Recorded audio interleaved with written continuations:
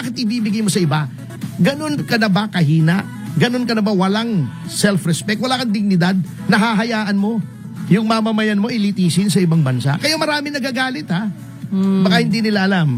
Mr. President, tingnan nyo kung anong ginawa nyo. Pero ako, wala akong pakialam. Kasi they say when someone is trying to make a mistake at hindi mo gusto, don't stop him. Ewan ko lang kung makakalakad ka sa labas. Itanong mo yung mga pangkaraniwan, yung mga masa. Opo. Galit po sa inyo, Mr. President. Pero wag nyo pong ngayong gawin na magtanong sa mga mamamayan, baka kayo mabato ng mineral water, ng itlog, ng barya, kung anong hawak, kasi galit po. Yan po ang mood. Hindi nyo alam yan kasi nandyan lang kayo sa palasyo eh. Yang ginawa nyo yan, not only is it a violation of our Constitution, kahiya-hiya po yung inyong ginawa, Mr. President. At okay lang naman.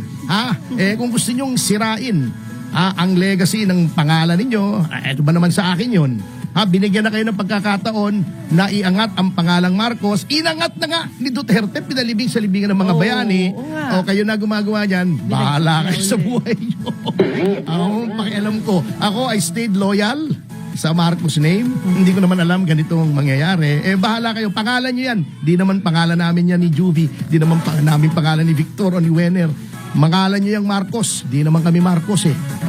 Bahala kayo sa ginawa nyo to. Kahiya-hiya po talaga. Pinagtatawanan po tayo.